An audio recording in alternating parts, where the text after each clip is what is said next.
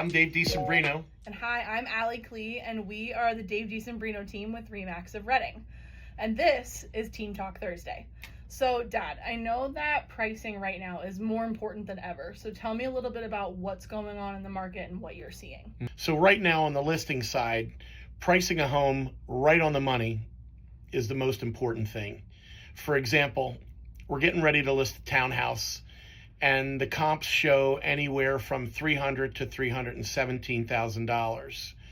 But when I look closer at the comps and where they were originally listed at, those that were listed at $299,900 or even $300,000 were all bid up into that $309,000, $315,000, $317,000 range.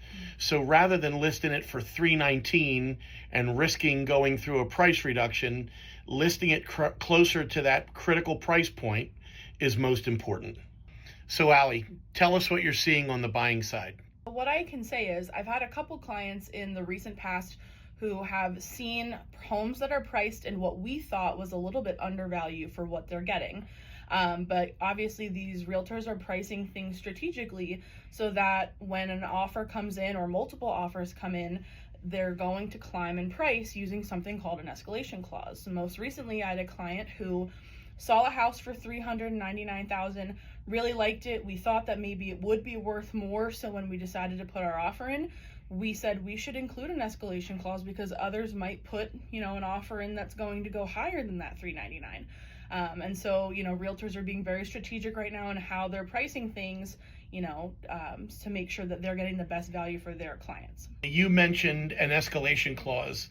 Can you tell everybody some of the strategies that you employ to get your buyers the house? Absolutely. So what an escalation clause is going to do for a buyer is tell the seller that we're serious. We're willing to go up above the sales price to a certain amount. That's something the buyer and I decide on before they put their offer in. And so what I like to do is $1,000 increments over whatever, the sales price is up to a certain amount.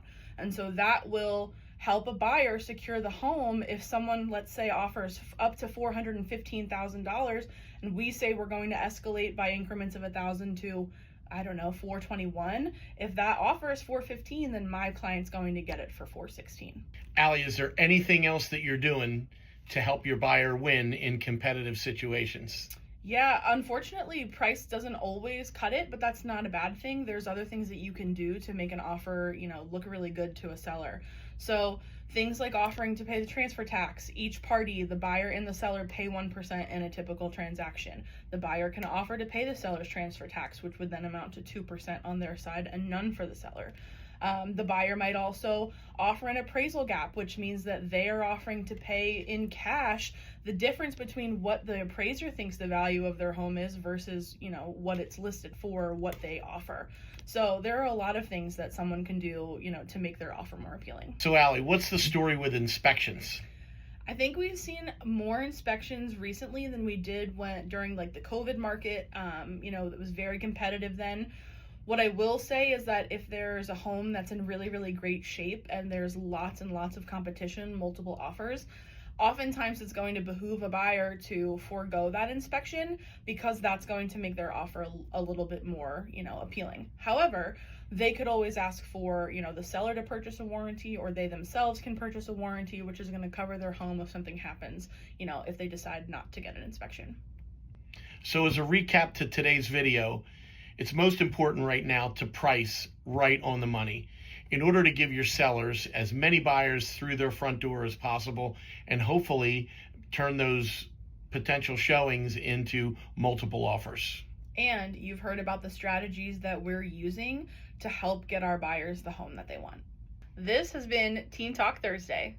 And we'll see you next time.